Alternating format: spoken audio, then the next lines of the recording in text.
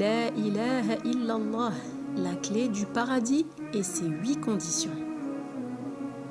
L'attestation qu'il n'y a d'autre divinité qu'Allah, La ilaha illallah en arabe, est la parole la plus importante sur toute la surface de la terre. Elle est la parole du tawhid, l'unicité d'Allah, car il n'existe aucune divinité digne d'être adorée en dehors d'Allah Azza wa Jal. Ainsi, nous comprenons que la chose la plus importante qu'Allah a ordonné de réaliser est l'unicité, at-tawhid, qui consiste à vouer une adoration exclusive à Allah. D'ailleurs, les prophètes et les messagers ont tous appelé au tawhid. Mais le fait de prononcer avec sa langue La ilaha illallah ne suffit pas, en effet, car c'est une parole qui doit être prononcée avec une conviction du cœur, c'est-à-dire avec foi, et cela se traduit également par des actes. Il est donc primordial de connaître le sens de La ilaha illallah en restant constant sur ce qu'implique cette parole, et ce jusqu'à notre mort. Voici ces 8 conditions. La première condition est la science, la connaissance que l'on appelle en arabe al-ilm, qui est le contraire de l'ignorance. Ainsi, il faut comprendre et saisir ce que veut dire cette parole. Cela ne suffit pas de la dire. La science passe par la connaissance d'Allah et de son prophète, mais aussi de la religion de l'islam avec les preuves du Coran et de la Sunna. La deuxième condition est la certitude, el-yaqin, qui s'oppose donc au doute et au fait d'hésiter. Il faut dire cette parole, La ilaha illallah, avec certitude et avec une conviction ferme. Si l'on doute de cela, l'attestation devient incomplète et est donc rejetée. D'ailleurs, Allah subhanahu wa ta'ala nous dit dans Surat al-Hujarat, les vrais croyants sont seulement ceux qui croient en Allah et en son messager, qui par la suite ne doutent point. La troisième condition est l'acceptation de cette parole, que l'on appelle en arabe al-qaboul, et cela est l'opposé de l'orgueil.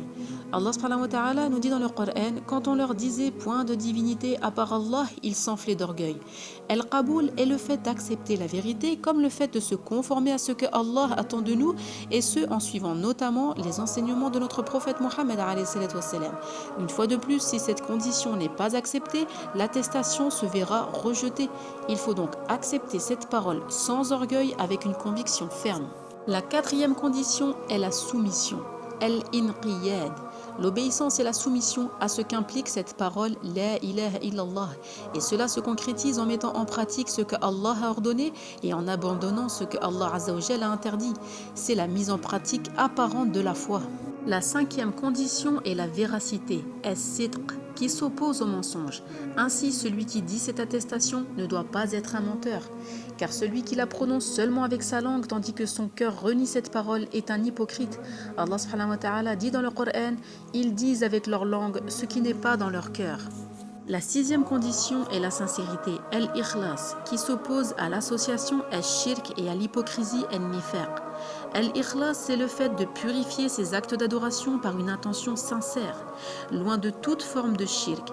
Il ne faut viser que la face d'Allah Azza wa Jal à travers la prononciation de cette attestation.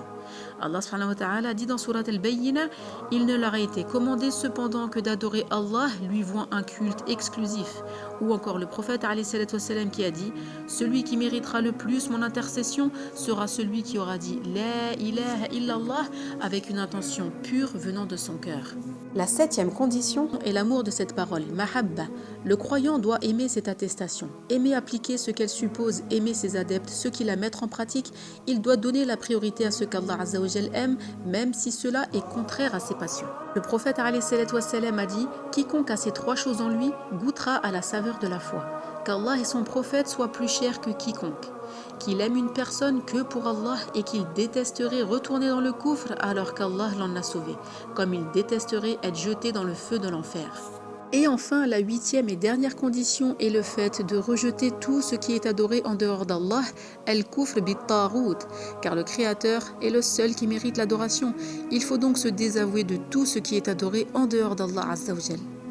Et voici un petit poème pour mémoriser les 8 conditions de La ilaha illallah. Ilmun, yaqinun wa ikhlasun wa sidquka ma'a mahabbatin wa inqiyadin wal qabul laha wa zid thaminaha al kufran minka biha siwa al ilaha min al ashya'i qad alha.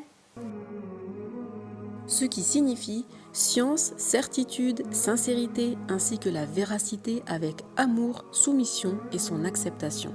Ajoutez à cela la 8e condition qui est le fait que tu renies toute chose adorée en dehors d'Allah.